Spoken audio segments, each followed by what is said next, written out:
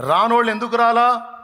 కులాన్ని బట్టి రాలా కొంతమంది, మతాన్ని బట్టి రాలా కొంతమంది, వ్యసనాలను వదిలిపెట్టుకోవడానికి మనసు లేక రాలా కొంతమంది, అక్రమ సంబంధాలను తెంచుకోవడానికి ఇష్టం లేక రాలా కొంతమంది. ఎందుకంటే యేసుప్రభు దగ్గరికి వస్తే ఆ లింకులు కట్ చేయమంటాడు.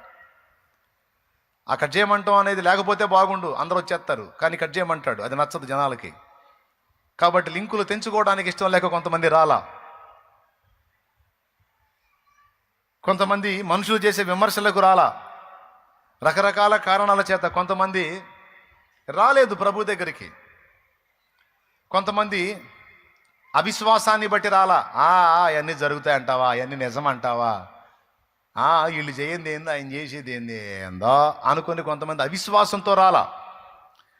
ఇక్కడ యేసుప్రభు చెప్తున్నాడు ఏంటంటే, ఎందరు విశ్వసించారో వాళ్ళని మాత్రమే రక్షించడానికి అవకాశం కుదిరిద్ది, విశ్వసించని వాడిని రక్షించడానికి ఛాన్సెస్ లేవు అని తేల్చేశాడు.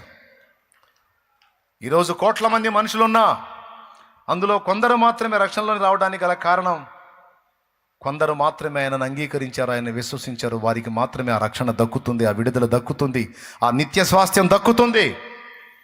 ఆయనను విశ్వసించిన వాళ్ళకి ఛాన్స్ లేదు. దేవునికి స్తోత్రం కలుగునుగాక. హల్లెలూయా.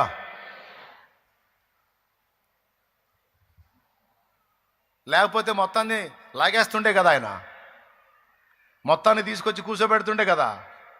మరి ఎందుకని అలా చేయలే? కుదరదట్లా, కుదరదు. ఇక్కడ దేవుడి స్పందనతో పాటు మనుష్య స్పందన కూడా కావాలి. స్పందన, ప్రతిస్పందన. దేవుడు రెడీ, నువ్వు కూడా రెడీయా?